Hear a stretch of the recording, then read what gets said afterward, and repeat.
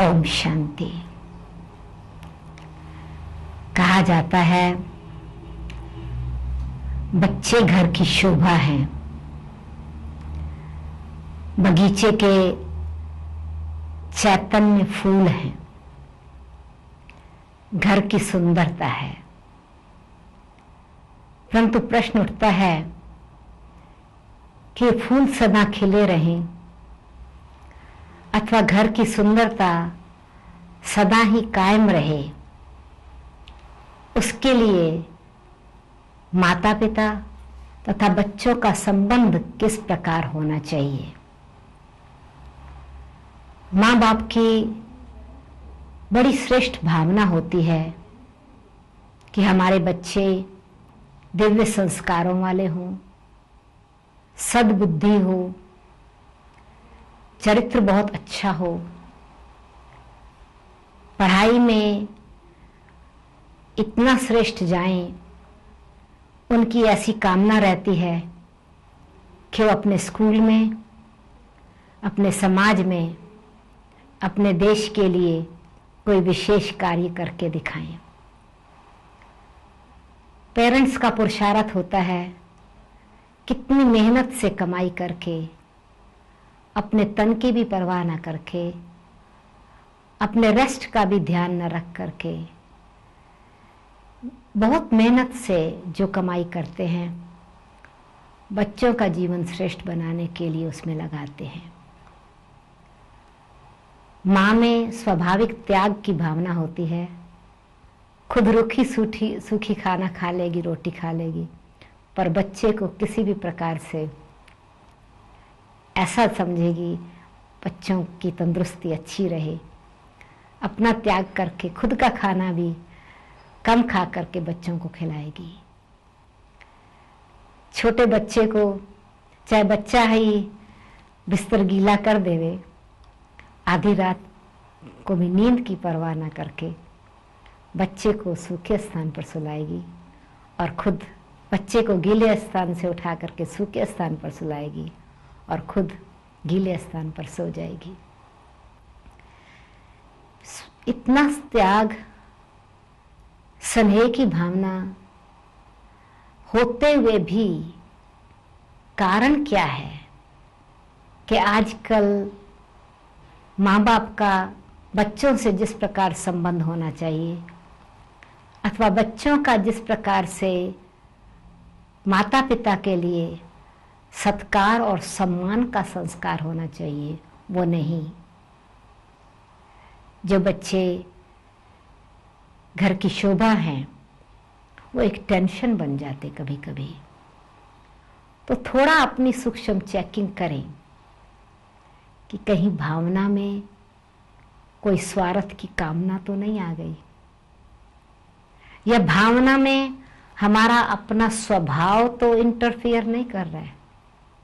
कभी कभी ऐसा भी होता है कि भावना बहुत अच्छी है पर स्वभाव बड़े गुस्से का है, तो हम छोटी छोटी कलियों को गुस्से के कारण खिलने नहीं देते, फूलों को मुस्कुराने नहीं देते। प्यार का जल देना चाहते हैं परंतु प्यार में पोजेसिवनेस आ जाता है अथवा ऐसा हो जाता है जैसे कि उन पर बहुत कंट्रोल, तो उससे बच्चों को जो एक स्वाभाविक रीति से खिलना चाहिए वो खिल नहीं पाते। ये भी हम अपने आप को चेक करें पेरेंट्स के नाते कि हमारा कहीं अपने अंदर ये तो नहीं है कि हमको ज्यादा दुनिया से सम्मान चाहिए, इस प्रकार की भावना है कि हमारे बच्चे अच्छे होंगे तो हमारा नाम होगा। तो ये छोटी छोटी अंदर की सूक्ष्म कामनाएं शुद्ध कामनाएं न होने के कारण जो भावना है वो पूरी नहीं होती। कभी कभी आप देखेंगे कि बच्चों को भी स्वतंत्रता चाहिए, हम उनके स्वभाव को भी देखें। बहुत बारी ऐसा होता है, पार्टी में बच्चों को ले जा रहे हैं और बच्चे की इच्छा है कि वो अपने चॉइस की ड्रेस पहनना चाहता है, या बच्ची जिस कलर का फ्रॉक उसको पसंद है वो पहनना चाहती है। पर माँ को अंदर आता है, नहीं, मैं पार्टी में जा रही हूँ, मेरे साथ मेरी बच्ची जा रही है, जो ड्रेस मैं पहनाना चाहूँ वो पहने। अब फोर्स से, जबरदस्ती हमने बच्ची को ड्रेस तो पहना दी, पर अंदर की जो बच्ची की उत्साह की भावना थी वो पार्टी में जाते हुए भी वो जैसे कि एक महसूस गई अथवा हमने दबा दी। अंदर हमको क्या रहा कि सब कहेंगे कैसी माँ है, कैसे कपड़े पहना करके लाई है। तो समाज के भय के कारण बच्चे का जो स्वाभाविक रीति से अपने आप को एक्सप्रेस करने का जो एक चांस है वो हमने नहीं दिया। हम देखें कि बच्चे अपने जीवन में बेशक शरीर छोटा है पर आत्माएं छोटी नहीं है। आत्मा के नाते से चाहे बच्चा है, चाहे बूढ़ा है, चाहे जवान है, आत्माएं सब आत्माएं हैं और आत्मा के अंदर अपनी प्रोग्रेस के संस्कार हैं। हाँ, इतना जरूर है, ये शरीर एक मशीनरी है, अभी इतनी ब्रेन में कैपेसिटी नहीं है जो सत्य असत्य का पूरा निर्णय कर सके।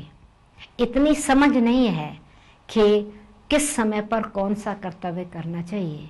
परंतु आत्मा में एक स्वाभाविक संस्कार होता है कि आत्मा अपने आप को एक्सप्रेस करती है। हम देखते हैं कि छोटा बच्चा यदि अकेला आप उसको छोड़ दें और उसको भूख लगी है तो वो कैसे भी कर करके जहाँ चीज़ रखी है वहाँ उठाने जाएगा। वो सीख जाता है। कोई खिलौना रखा है, उस खिलौने की तरफ आकर्षित होता है और पुरुषार्थ करता है। शरीर देखने में बाहर से शरीर चल रहा है, परंतु वास्तव में संकल्प शक्ति या इच्छा शक्ति या निर्णय शक्ति या पुरुषार्थ करने की शक्ति ये तो आत्मा में है ना। तो आत्मा में, हर एक आत्मा में मन होने के कारण संकल्प शक्ति है, बुद्धि होने के कारण समझ शक्ति है और निर्णय शक्ति भी है। परंतु शरीर अभी जिसको हम कहते हैं एक साधन है, वो इतना बड़ा नहीं है। तो इसलिए साधन को ठीक डायरेक्शन मिले, साधन को यूज़ करने का, तो पेरेंट्स की एक बहुत ज़रूरी सपोर्ट चाहिए अथवा डायरेक्शन चाहिए। परंतु यदि हम उनको अपने स्वार्थवश कोई डायरेक्शन देते हैं तो बच्चों का जो वास्तव में एक प्रोग्रेस होनी चाहिए अथवा उनका उत्साह बढ़ना चाहिए, उसमें फ़र्क पड़ जाता है। हम रोज़ के व्यवहार में देखते हैं कि हम बच्चों को स्कूल में भेजते हैं। अब स्कूल में बच्चा 2 सब्जेक्ट में बहुत अच्छा है, तीसरे सब्जेक्ट में उसने कुछ मार्क्स कम लिए हैं। हम किस दृष्टिकोण से उसको देखते हैं? हम कहते देखो तुम्हारे फ्रेंड ने तो 80% मार्क्स लिए हैं, तुमने तो सिर्फ 30% मार्क्स लिए हैं। देखो तुम्हारी सहेली तो इस सब्जेक्ट में इतनी अच्छी है, तुम इस सब्जेक्ट में कमज़ोर हो। तो हम जो अच्छा उन्होंने किया है उस पर ध्यान न दे करके जो कमी है उसी में ध्यान दे करके इन्फीरियरिटी कॉम्प्लेक्स बिठाते हैं। हाँ, ये हमारा फ़र्ज़ है कि हम उनको ये उत्साह दिलाएं कि जिस बात में वो कमज़ोर हैं उस बात में वो उन्नति करें। परंतु अगर हम कमी पहले दिखा करके और फिर उनके अच्छाई को इग्नोर करते हैं, नहीं ध्यान देते, या बाद में अच्छाई की बात बताते हैं, तो कमी के कारण उनका जो हमारे से सीखने का भाव है या हमारे प्रति सत्कार का भाव है वो बदल जाता है। क्योंकि हमने उनको किस दृष्टि से देखा, हमने उनको ये कि तुम कमज़ोर हो, तुम कमज़ोर हो, तुम कमज़ोर हो, तो बच्चे के अंदर इन्फीरियरिटी कॉम्प्लेक्स आ गया। हाँ, हम पहले ये बताएं, देखो तुम बहुत अच्छे हो, तुमने इस बात में बहुत अच्छी मेहनत की है, इस बात में तो तुम नंबर 1 हो। अभी और भी अच्छा करने के लिए देखो, इसमें जिस सब्जेक्ट में तुमने कम नंबर लिए हैं, नेक्स्ट टाइम तुम सबसे ज़्यादा नंबर लेना। और हमको मालूम है तुम कर सकते हो, पर हम किस प्रकार से ट्रेनिंग देते हैं, तुम तो लापरवाह हो, तुम तो स्कूल में बस खेलते ही रहते हो, तुम तो पढ़ाई पर ध्यान नहीं देते हो, हम तुमको मदद करते हैं, तुम तो हमारी मदद लेते नहीं हो, या हमारा सिर खाते रहते हो सारा समय, करते तो कुछ नहीं हो। तो हमारा व्यवहार किस प्रकार से है, उनको नेगेटिव देखने का, दिखाने का, परंतु हम सही दर्पण देवें सद्भावना से और प्रेम से, तो वो बहुत अच्छी तरह से हमारे प्रति हमारी भावना को कैच कर सकेंगे। नहीं तो उनके अंदर ये आ जाता है कि हम कितने भी अच्छे हों, हमारे पेरेंट्स तो हमको अच्छा समझते ही नहीं हैं। जब हमारे घर वाले हमको अच्छा समझते नहीं हैं, तो जो हमको अच्छा समझते हैं हम उनके पास जाएं। तो इस प्रकार से क्या होता है, उनको जो स्नेह की इच्छा है अथवा प्यार की इच्छा है, वो कहीं और से पूर्ति करना चाहते हैं, और सूक्ष्म में बड़ी मन की भावना पेरेंट्स के प्रति सम्मान की ना रह करके रिजेक्शन की हो जाती है, अथवा थोड़ी थोड़ी डर या नफरत की हो जाती है। तो जहाँ डर है और जहाँ नफरत है, ये दूरी कर देता है, और जहाँ दूरी है वहाँ स्नेह और सद्भावना पहुँच नहीं सकती। तो हमको ये भी ध्यान रखना है कि हमारा मोह भी ना हो, हमारे अंदर किसी प्रकार का पॉजेसिवनेस भी ना हो, परंतु एक आत्मिक भाव से हम उनका कल्याण करें। आत्मिक भाव से ही हम उनका उद्धार करना चाहें। तो हम ये नहीं कहेंगे कि मेरे बच्चे, हम ये समझेंगे ये भगवान के बच्चे हैं, ये सृष्टि के चैतन्य बगीचे हैं, इनकी खुशबू सारे विश्व में फैले। क्यों? कि वातावरण से उनके संस्कार बनते हैं, स्नेह के जल से उनके अंदर उत्साह आता है, फिर वो अपने जो दिव्य संस्कार आत्मा लेकर के आई है उसको बहुत अच्छी तरह से एक्सप्रेस कर सकती है। हर एक आत्मा में 4 प्रकार से संस्कारों को इमर्ज करने का, अथवा संस्कारों को व्यवहार में लाने का, अथवा संस्कारों को बनाने का एक साधन होता है।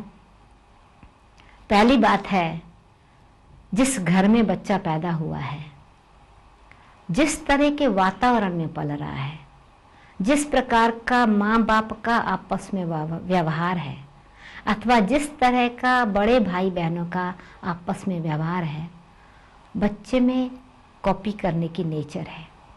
छोटा है परंतु उसकी फोटोकॉपी, उसकी जो कॉपी करने की मशीनरी है, बुद्धि, वो बड़ी तेज है, उस पर वो इम्प्रिंट्स, व्यवहार छपता चला जाता है। वो समझता है यही ठीक है। या हम जब बच्चे को गाली दे करके बोलते हैं, नालायक, या कुछ कभी जानवर का नाम लेकर के बोलते हैं, तो बच्चा सीख जाता है, वो समझता है यही तरीका है इस तरह से दूसरों से बात करने का। तो उनके अंदर गुण के बजाय अवगुण आने लगते हैं, और हम समझते हैं ये तो कोई बात नहीं, छोटा बच्चा ये क्या समझेगा, हम लड़ रहे हैं, बच्चा हमारी भाषा नहीं समझता है।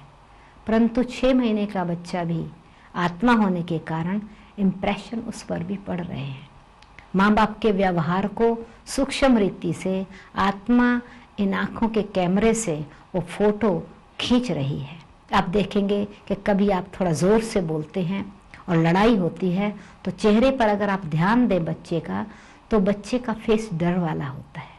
माँ बाप आपस में लड़ रहे हों तो बच्चा रोने लग जाता है। इसका मतलब ये है कि छोटे बच्चे में भी फीलिंग अथवा अंडरस्टैंडिंग तो है, परंतु शब्दों में एक्सप्रेस नहीं कर सकता।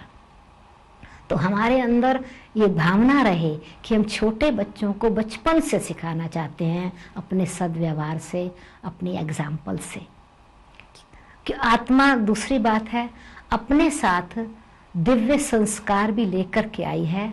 उन संस्कारों को हम सत्य रीति से पालना दें।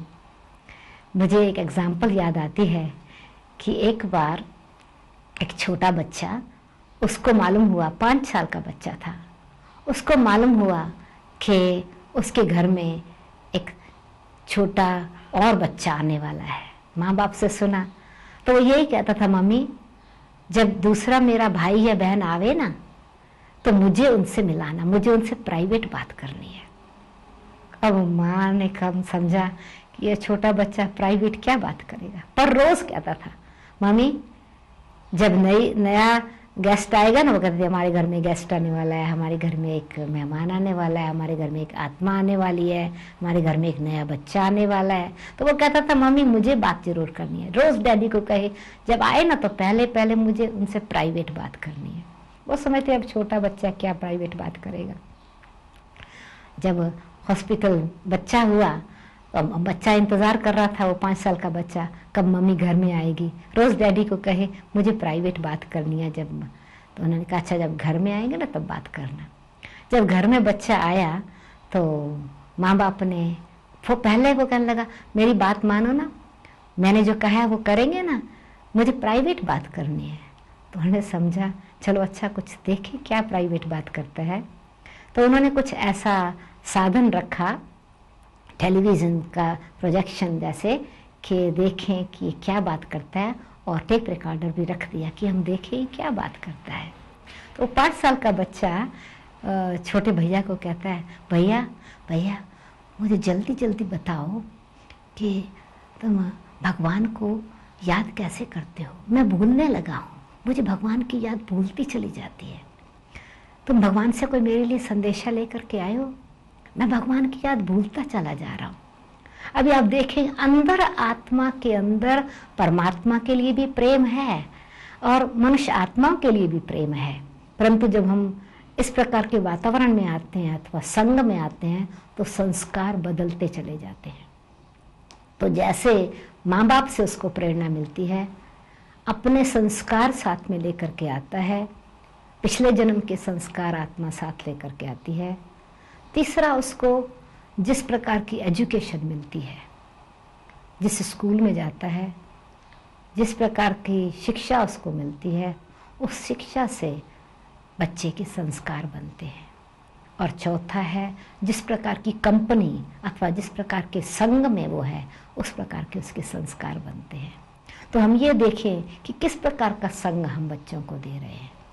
हम ये समझते हैं कि बच्चे जो हैं बुरे संग में ना जावें, तो बाहर के बुरे संग को तो हम रोकते हैं और फोर्स से रोकते हैं कि उस संग का बच्चों पर प्रभाव ना पड़े।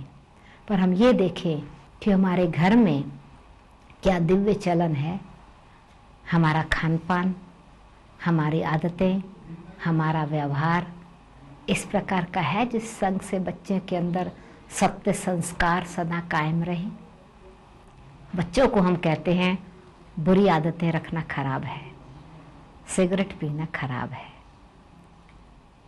ये हेल्थ पर बुरा असर डालता है। और अगर पेरेंट्स खुद ही पी रहे हैं सिगरेट या शराब और हम कहते हैं शराब नुकसान करती है, बुद्धि को मलिन करती है, तो बच्चे को ये बात सत्य नहीं लगती। उसके अंदर इंप्रेशन पड़ रहे हैं, या तो वो समझेगा माँ बाप झूठे हैं या समझेगा ये बात सच्ची नहीं है। तो एग्जाम्पल से जो बात सिखाई जाती है उस आधार से परिवार वाले बच्चे, छोटे बच्चे भी दूसरों के लिए सैंपल बन जाते हैं। इसीलिए अपने जीवन के अंदर हम ये देखें, हम अपने बच्चों का सुधार करना चाहते हैं तो हम बड़ों को अपने जीवन पर ध्यान देना ज़रूरी है। क्योंकि एक होती है शब्दों से शिक्षा अथवा कह करके सिखाना, और एक होता है करके सिखाना। क्योंकि बच्चे में देख करके जो करने का संस्कार है उनसे परमानेंट वो सीख जाता है। कहने पर कभी आर्ग्यू भी कर सकता है, कभी विवाद भी कर सकता है, उस विवाद में आपको गुस्सा भी आ जाएगा, आप चाहेंगे अपनी बात को सिद्ध करना, वो भी जिद करेगा नहीं आप ठीक नहीं है मैं ठीक हूँ। परंतु अगर एग्जाम्पल ही सत्य आचरण की है तो कहने की ज़रूरत नहीं, कहने बगैर बच्चा कर्तव्य करने लग जाता है। फिर क्या होता है, हमको अपना बड़ा होने के कारण अभिमान आता है, मैं तो बाप हूं ना, या मैं तो माँ हूं ना। मेरी समझ और बच्चे की समझ एक थोड़ी है। तो हम हमेशा उनको कहते रहते हैं, तू तो ना समझ है, तूने अभी दुनिया थोड़ी देखी है, हमने तो समाज देखा है, हमने तो संसार देखा है। ये बात बराबर राइट है कि पेरेंट्स ने बहुत बातें सीखी हैं, हाथ जला करके, उंगलियां जला करके सीखा है, तो नहीं चाहते कि बच्चे भी उसी प्रकार की आग में हाथ डालें। परंतु यदि हम फोर्स से उनको सिखाना चाहते हैं तो वो सीखते नहीं और घर में टेंशन बढ़ जाती है। तो हमको क्या करना है, ये अभिमान छोड़ करके कि मैं माँ बाप हूँ, इस सम्मान में रहना है कि यस, मैं एक निमित्त हूँ, मैं इन बच्चों के लिए एक सेवाधारी हूँ। माँ भी घर में बच्चों की पालना करती है, नर्स भी पालना करती है। नर्स के अंदर सेवा का भाव होने के कारण दुख में दुखी होने का संस्कार नहीं रहता, पर माँ में बच्चा बीमार है तो दुख की फीलिंग आने के कारण बुद्धि का निर्णय सत्य रीति से कार्य नहीं करता, और बाप में अथॉरिटी होने के कारण बच्चे की बात को स्वीकार करने की इच्छा नहीं होती है, अथवा बच्चे को दबाने का भाव आ जाता है, तो संबंध बिगड़ जाते हैं। तो क्या जरूरी है, सद्भावना हो परंतु सद्व्यवहार भी हो। क्योंकि आजकल हम देखते हैं कि छोटे बच्चे भी छोटे नहीं हैं, छोटे बच्चे भी सचमुच देखा जाए तो बड़े मैच्योर हैं। तो वो प्यार के साथ साथ मित्रता भाव रखना चाहते हैं। तो भाई है छोटे, परंतु हमारा व्यवहार ऐसा हो जो हम अपने एक फ्रेंड से बात कर रहे हैं, तो हम दिल की भावना उनको बताएंगे, तो वो भी अपने दिल की भावना हमसे छिपाएंगे नहीं, कहीं और जाकर के उसका वर्णन नहीं करेंगे। कुछ भी उन्होंने भूल की है तो हमको स्पष्ट रीति से बता देंगे, पर अगर हमारे से उनको डर है तो भूल को छिपाते रहेंगे और उनकी भूल बढ़ती रहेगी, उससे उनका भी नुकसान और हमारा भी नुकसान रहेगा। तो ऐसा ना हो कि हम उनको नुकसान पहुंचाएं या हम अपने आप को किसी प्रकार का घाटा डालें। तो हम यही भावना रखें कि छोटे बच्चे छोटे नहीं हैं, छोटे बच्चे भी बहुत बड़े हैं। क्यों कि ये भी परमात्मा की संतान होने के नाते अपने अंदर दिव्यता के संस्कार हैं, आत्मा में मैच्योरिटी के संस्कार हैं। हम उनको सिर्फ जैसे सूर्य की शक्ति पेड़ को दूर से ही शक्ति देती रहती है और उस शक्ति से पेड़ हरा भरा होकर के फलीभूत होकर के अनेकों को फल देने वाला बन जाता है, इसी प्रकार हम अपनी शक्ति को, सद्भावना को, स्नेह को एक न्यारा होकर के उस प्यार को बरसाते रहें, शुभ भावना देते रहें, तो परिवार सुखी परिवार बन जाएगा। ये बच्चों का बगीचा एक सुंदर बगीचा बन करके घर की शोभा अथवा जीवन की शोभा बन जाएगी। ओम शांति। जीवन की चुनौतियों का सामना करना इतना मुश्किल क्यों है? क्या आप अक्सर जीवन के प्रति उदासीन हो जाते हैं? आप अपने मन का उसकी पूरी क्षमताओं के साथ प्रयोग करते हैं? 70% से अधिक रोगों का कारण मानसिक तनाव है। तो आइए अच्छे स्वास्थ्य के लिए राजयोग द्वारा अपने मन को स्वस्थ बनाएं।